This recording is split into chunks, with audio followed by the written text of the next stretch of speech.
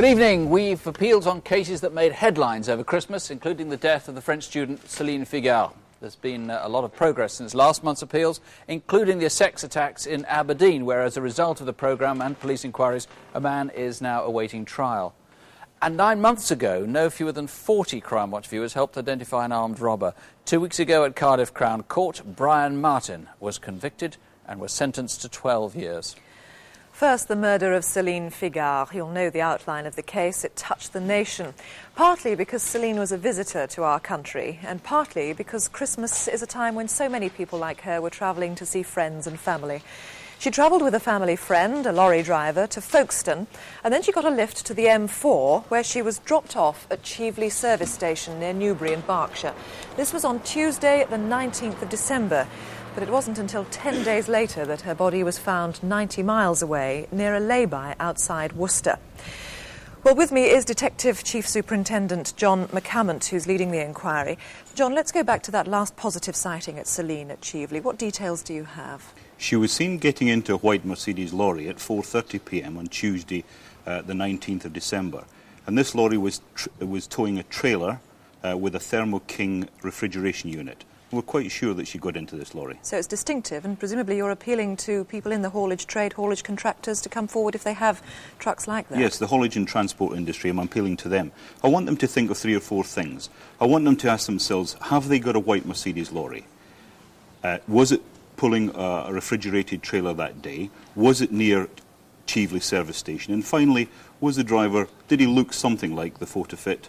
And the description. Well, this is the description given to you by a couple of witnesses. What did he look like? He was average build, between 30 and 40 years of age, with fair or orangey fair hair, and he may have had a beard. How much emphasis are you putting on that e-fit? I'm not getting too excited about the e-fit. It looks like many, many people. But if the viewers can relate the e-fit and the description to a white Mercedes lorry, that's much more important. Now, Céline had travelled to England with a number of belongings, none of which have been found. Some of them quite significant, you feel? Yes. We haven't recovered any of her property, and we're not sure exactly what she had. But we do know that while she was travelling through France, she was given a present of this bottle of champagne, which is quite unusual because it's not imported into this country. So anyone seeing a bottle of champagne like that, we'd be interested in speaking to them. A particular one. And also a pen, a rather distinctive gold and black screw-top fountain pen. It has the words L'Est Républicain written on it. You may have picked it up, you may have been given it as a present, who knows. It's a local newspaper in France, and as I say, quite distinctive, isn't it? That's correct, yes. And Céline was an economics student and had some books with her. Yes, she was. She had brought some homework over to study during the Christmas holidays, and she had these quite colourful French textbooks with her. She was found in a lay-by, as we said, just outside Worcester, 10 days after she was last positively sighted. Where could she have been in the meantime? When was she found there? Well, she had been there for less than 24 hours. We know that she wasn't there at 3:20 p.m. on Thursday the 28th of December, and she was found at 12:30 on Friday the 29th. So she's been somewhere else in between. What would you say to someone who may have information and may be afraid to come forward? I would say, if you know who this man is and you're reticent, just think of this, that it seems a terrible shame that a young girl can't come over from France for her Christmas holidays and go back alive. Please give us a ring if you've got some information. John McCammont, thank you very much indeed. Well, let's hope we do get a result on this case tonight. You can call us here in the studio or at the incident room, and they're on 01905 457 282. That's Worcester, 457 282. Well, now, a puzzling story. Someone who clearly has enemies, but no one can fathom why. The events took place in Cambridge back in mid-November.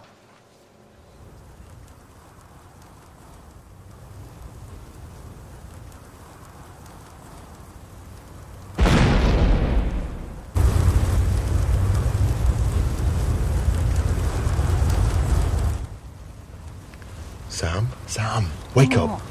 What? It's your car. I'm going to ring the fire brigade.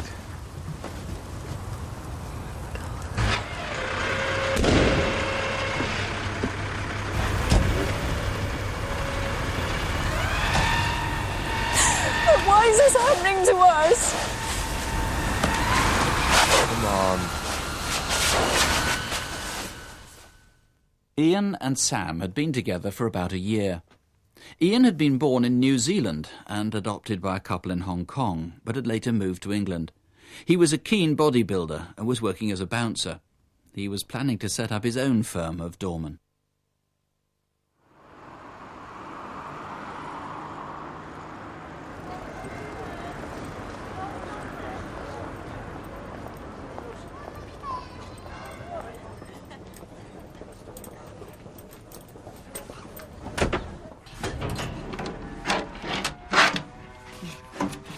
Hiya.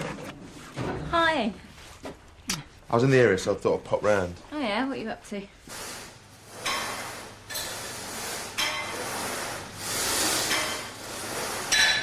You couldn't do us a favour and take us shopping, could you? It's just we haven't got a car at the moment. Immediately afterwards. And we're finished here, yeah. I know how long your shopping takes. It won't be long.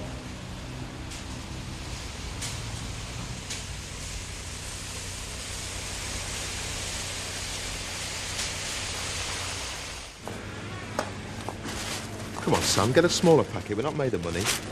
What, like you're buying a small bottle of Coke?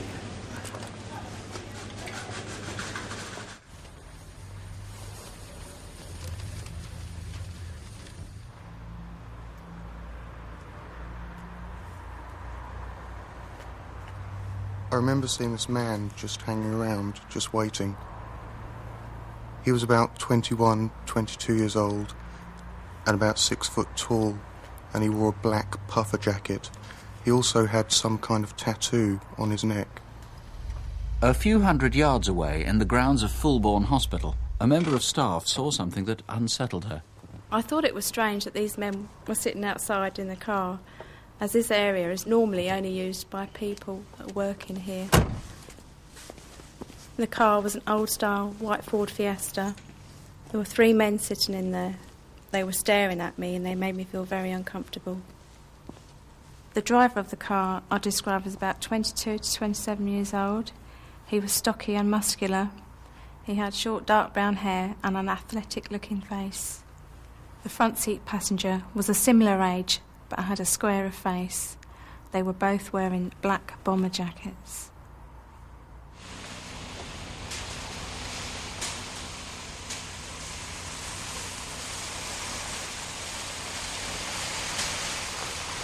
You lot took your time. No, we spent ages queuing.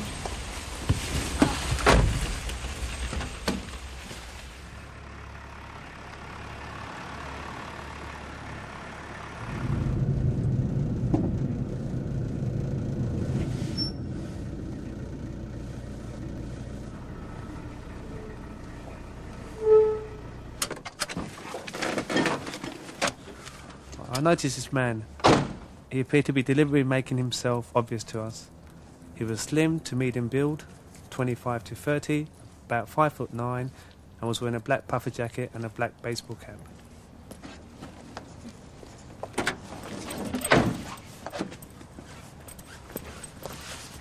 What's he up to? No idea. Didn't even bring the van, did we? Yeah, great.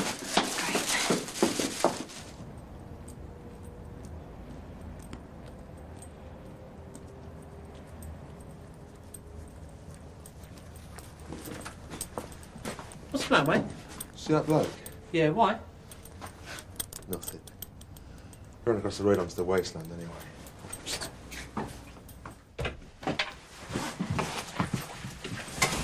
Do you know that guy outside? Yeah. Think he talks to your car? You all right? Yeah, fine. Look, you okay to cook tonight? Yeah. How long is it going to take? About 20 minutes. I'll try and be back. Just be careful.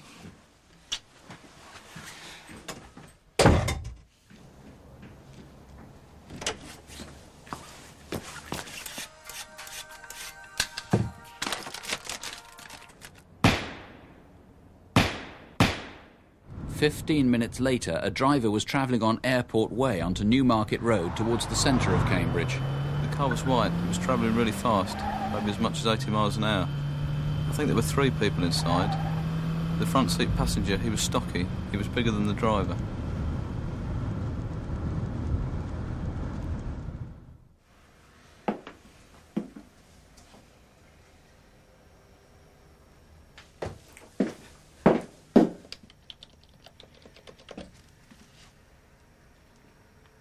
Hi. No, I'm not fine. It's just that Ian went out a while ago and he hasn't come back.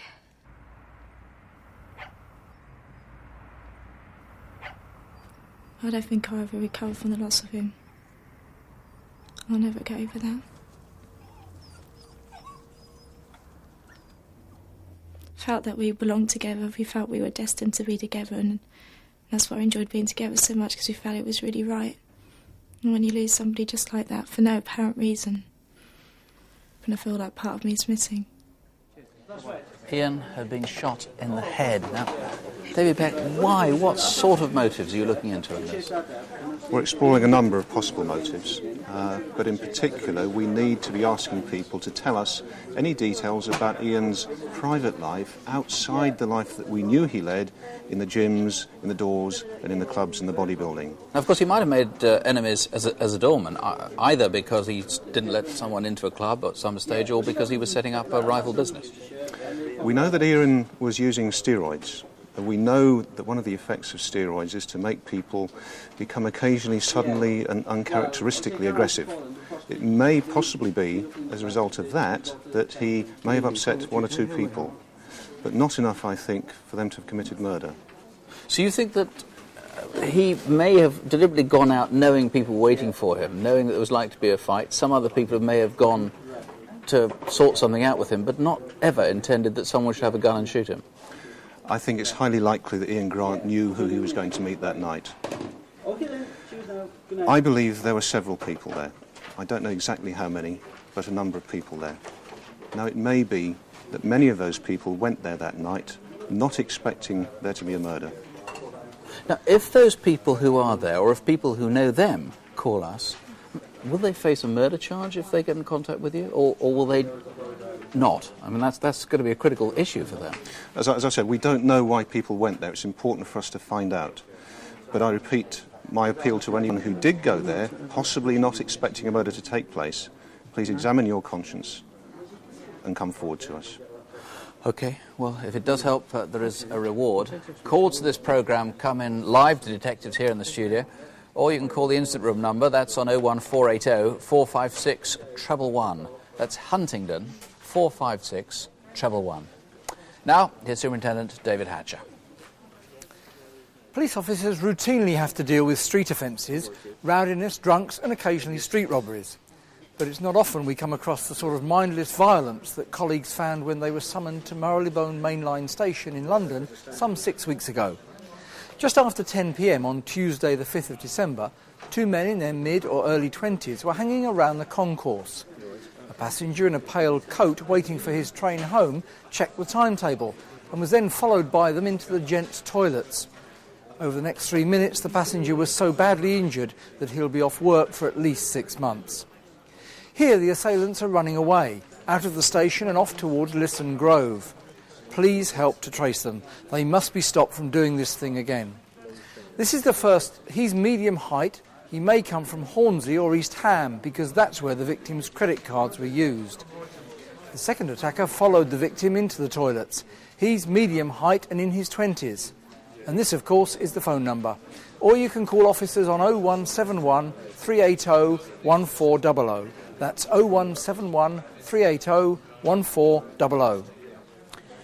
During last month's programme, no fewer than 122 viewers rang about a series of offences involving drugs and firearms. Now, as a result of that, police went to a houseboat where a man was arrested.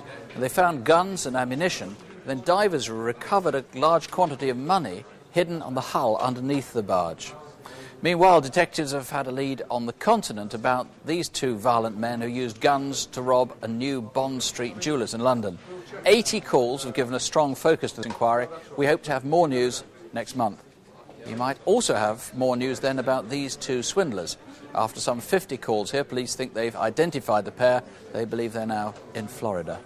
In fact, there's a lot still going on as a result of last month's programme. Aladdin's Cave traced the owners of stolen property Two callers gave the same name for one of these two robbers who attacked a newsagent in North London. And we had 70 calls about the murder of John Eden. Now, he was the builder who disturbed an intruder at his home in Essex. As a result of viewers' help, police now know a great deal about this screwdriver that was left at the scene.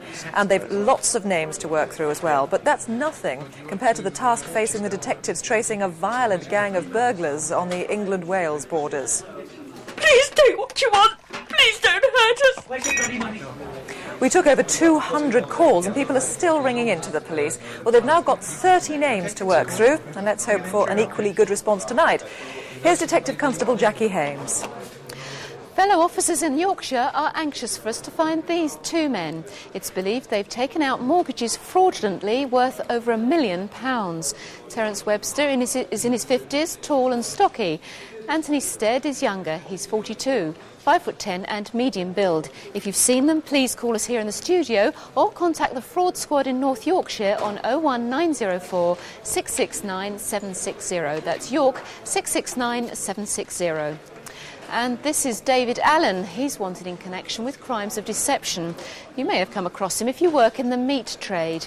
He's tall, over 6 feet, with tattoos on both arms showing a female figure, birds and snakes. If you can help, please call Sussex Police on 01903 812 666. That's 01903 812 666. And finally, this is Paul Patrick Brennan. We know he was in Dorset last April, but where is he now? If you work in the building trade, you may have come across him. A pensioner has handed over her life savings, believing that she was reuniting a family. Paul Brennan has just returned from a 3-week holiday in Australia. Have you seen him? He's 32, 5'10" and of medium build. If you can help at all, please call the local police in Dorset on 01202 222 922. That's the code in Verwood in Dorset, 222 922. Well, nobody who watches the crime we're reconstructing next can fail to be moved by it, but maybe quite a few people in the Pontefract area of West Yorkshire could help to stop it from happening again. It's premeditated, and it's an attack on a 15-year-old schoolgirl in her own home. It happened over the Christmas holidays on Thursday, the 28th of December. For obvious reasons, we've disguised the identity of the victim and her family.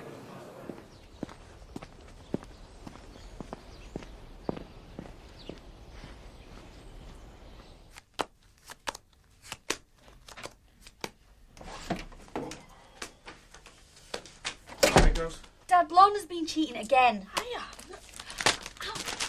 Hey, Lorna! Dad! My daughter means more than anything to me, but we've always been close, and I've always been there for her. Words don't sort of spring to mind that you can sort of say to people how much you care for your daughter, or someone you love, or someone you care for. It's just there's a good bond there, and I don't think that bond can be broken. And I like to think it will never be broken.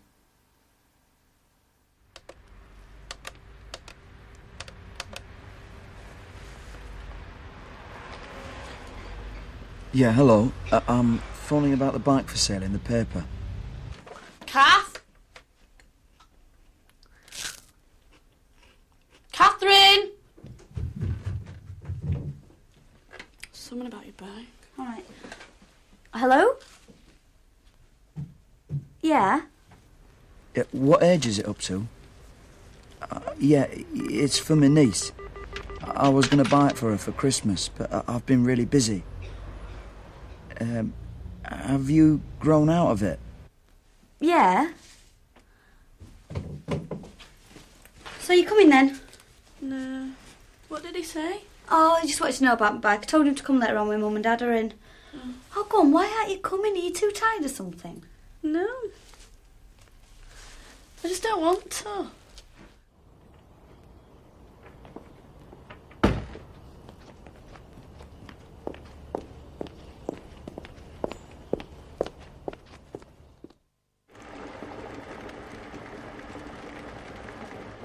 Two and a half hours later, and 100 yards down the street. I was making a cup of tea between television programmes. And I wanted to hurry up and get it done before my neighbour's programme came on.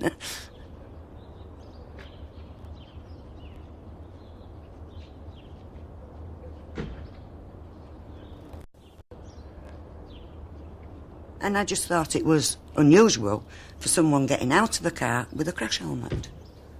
It just didn't seem natural. That's why I was watching him. Still quite cool weather, the wind's coming in from the northwest. You need lessons. I'm getting plenty, thanks. You're still in the first grade.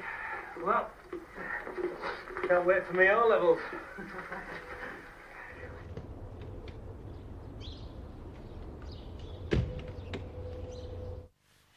I watched him. I was probably being nosy. I watched him to see where he was going when he walked by my house. I thought, oh, he must be going up the street because they do scrambling up there. So I never thought no more about it. Look, I know what your old fella did got to you. And because of that, think...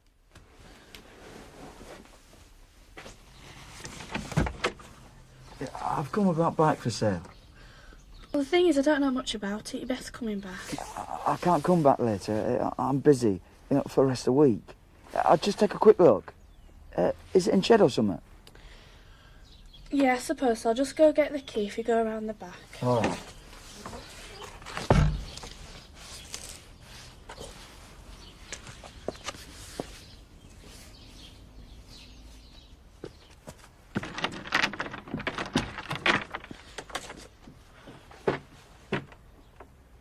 Yeah, that should do. Can I put a deposit on it? Yeah, I suppose so. Could you write us a receipt?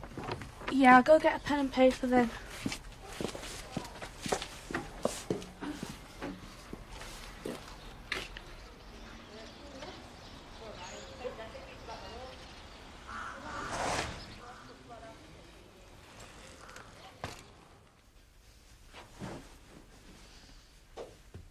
Can I use the toilet?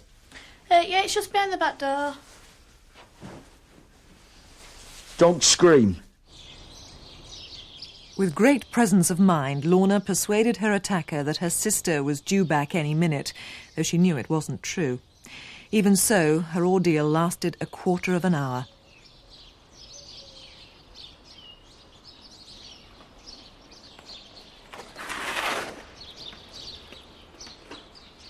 And as we were skidding on ice, I fell off.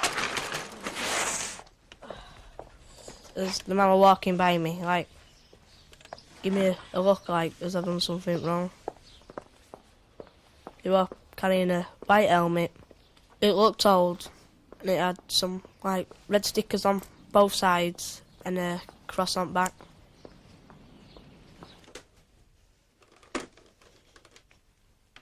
Police! Police!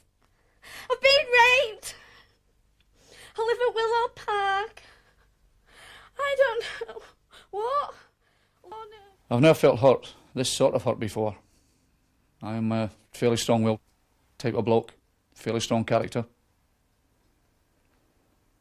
But every day it's just ebbing away, bit by bit. It's biting away. And the longer this goes on, the harder it gets. This man doesn't know the effect he's had on my family. Well, of course, awful for the family and a terrible ordeal for the girl herself. Chris Gregg, the victim has given you a good picture of the attacker, hasn't she? Yes, a very good picture. The fit's regarded as a good likeness. He's a white man. He's aged about 28 to 30. He's around 5'7" and is described as being of a chubby build and having a beer belly. And he's got very distinctive long brown hair, which is down onto his shoulders. One of the witnesses mentioned, though, that he looked as though he'd been wearing a crash helmet, and his hair might not normally be quite as flat and untidy looking as what it's shown in the ephod. Well, of course, the crash helmet is quite significant. The nosy neighbour, who turned out to be a good neighbour, of course, spotted the car, and he got the crash helmet out of that. Tell us a little bit about the car involved. Right, the car is described as being an old-style saloon car. It was dirty, and it's possibly a Vauxhall Cavalier, the old style. So why would he be getting a crash helmet out of the car? Well, the crash helmet, we feel, was part of a disguise that was being used. The two lads who saw the crash helmet, they've given a good description of it, and they've said that it's an old, dirty, white-coloured crash helmet, and it's possibly got some red or orange flashes down the jawline. It's a full face helmet, and it's possibly got a black cross on the back, very distinctive. Now, he's seen wearing glasses here, but you think that may be part of the disguise as well? We're fairly sure that the glasses are part of the disguise. The twine used to bind his young victim isn't something you can buy easily in a normal hardware store, is it? No, it's not. It's actually agricultural baling twine, and it's not something that's readily available in DIY shops. But I'm not suggesting that this man is part of the agricultural trade, but it's just something to bear in mind. Now, the man got the number of the schoolgirl from an ad in a local paper. What does that suggest about where he comes from? Well, the circulation for the Yorkshire Free Ads, which the paper that it appeared in, it covers the whole of Yorkshire, it covers North Nottingham and North Derbyshire. We know that the phone call came in at 12:15. The man was on the girl's doorstep at 1:15. So an hour's radius. He could have travelled from anywhere within that hour, virtually within that circulation area. Chris, thank you very much indeed. Do call us here now, or if you prefer to try the incident room in Pontefract, that's also a free number. If you have any information, call 0800 318 001. That's 0800 318 001. Well, I must say, and words of apology, I suppose, that the lines here are jammed at the moment, largely over the Céline Figard inquiry, and please persevere. The lines are going to be open until midnight, but at the moment it's going to be very difficult getting through, frankly. We couldn't have asked for a better response from haulage firms. We've had some really remarkable suggestions. We've had a woman here whose sister has seen the girl. She's sure it's Céline. She's sure it was the driver that she saw him with, and she has a description. Somebody else who thinks she's seen Céline as well with the driver, and a great deal more beside that. Anyway, now we go to the races. This is the Hennessy Gold Cup at Newbury on Saturday, November the 25th. It's a high point in the racing calendar, and 14,000 people went to watch. One of them was this man, who had bought a Trilby hat.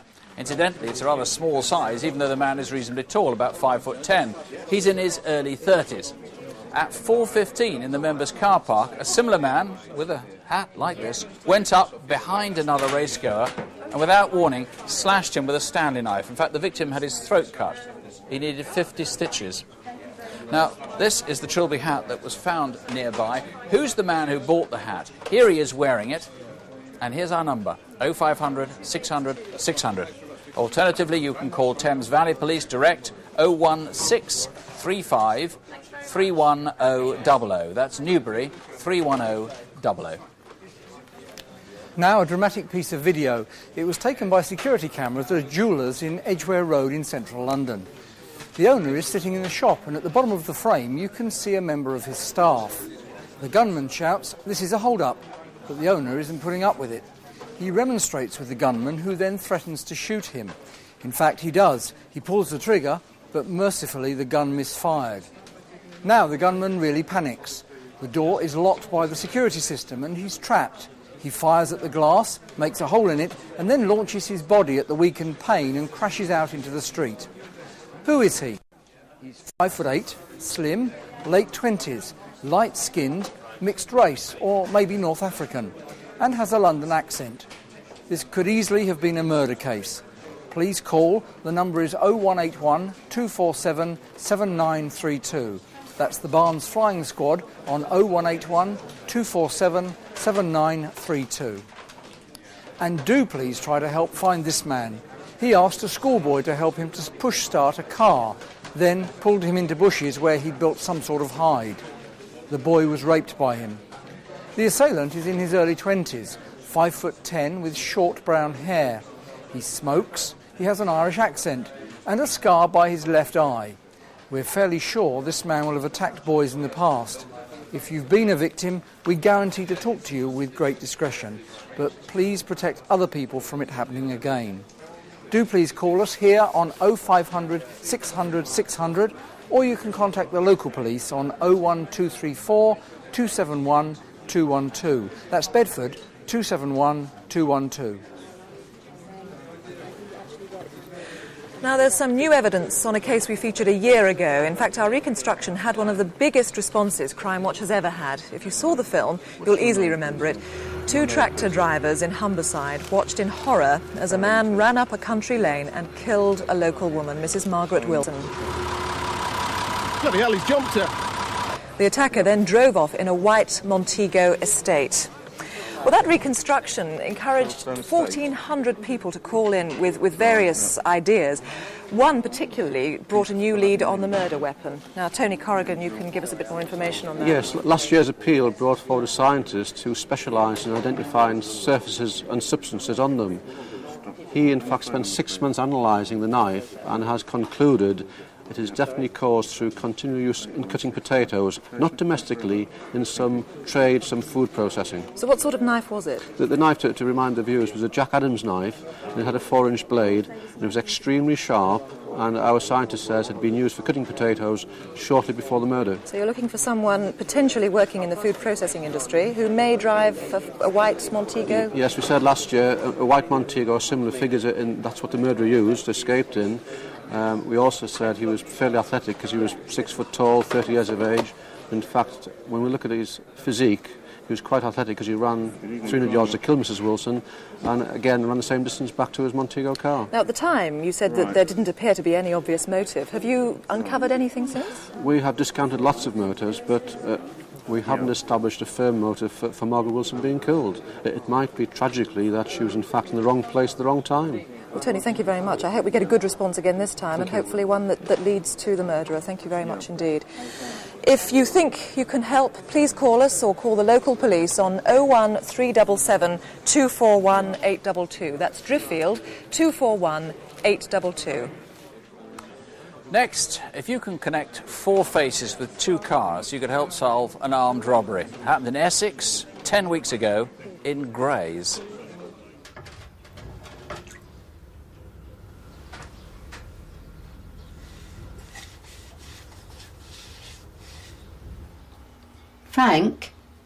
Frank, here a minute.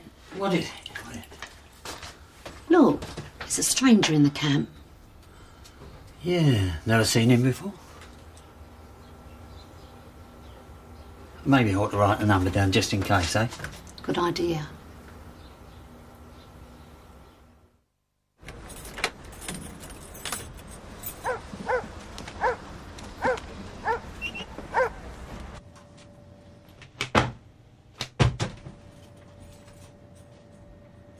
The wife and I have been managing this newsagent shop for the last 2 years. Also, it has a sub-post office attached to it.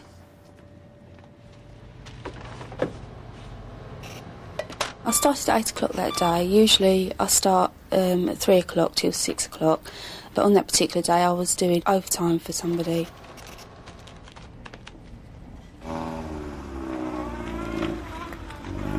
I sensed a movement and looked up and just saw the car driving away.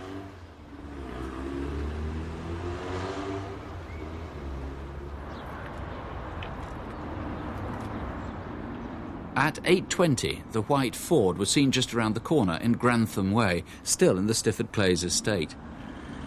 Then, in an adjoining road... I take my daughter to school every day, and we cross over the road into Crimewatch Street. As we did so that morning, there were 2 strange men coming towards me. I thought they looked a bit peculiar, because I see the same people every day, and they just stood out. The first man is between 41 and 45 years of age, very dark eyes, very pale complexion, unhealthy really. The second man is between 31 and 36 years of age. He's got black hair, possibly permed, and a very off-tanned complexion. Paper boys turn in this morning? No, one didn't turn in. Oh, that's typical. You got to go out and do it? No, Chris is doing that. Oh, thank goodness for that. Cup of tea then? Yes, please. Right. I work with my husband as manageress. I went down to the office to see that everything was okay.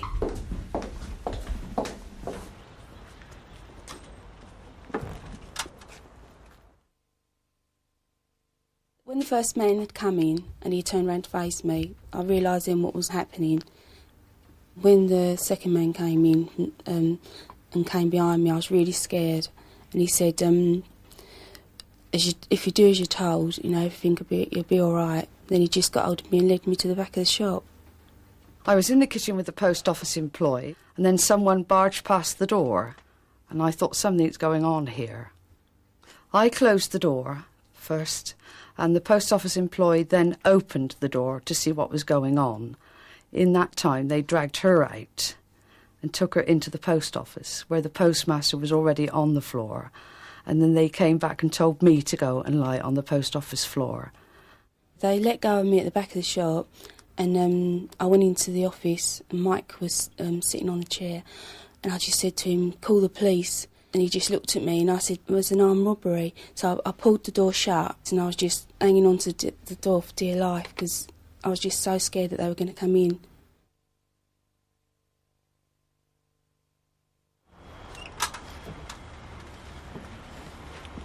The postmaster and I flew up to the top of the shop to get their car number and the colour and make of their car.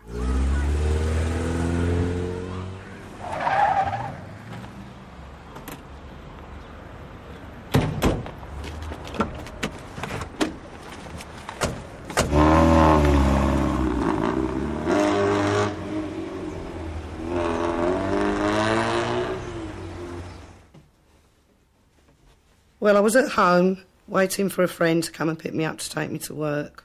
Actually, she was very late, because she's usually here by 20 to 9, but it was gone 9 o'clock.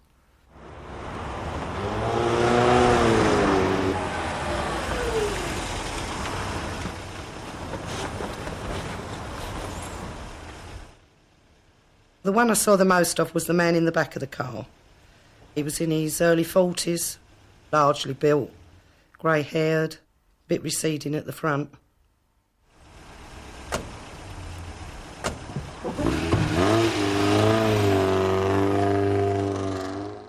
They just don't care about other people's lives. And if I could have got hold of them, I think I would have strangled them. But having thought about that, no, my life is worth more than their life. Pauline Bowles, when you recovered the cars, you found in the footwell of one of them a gun, and that was loaded.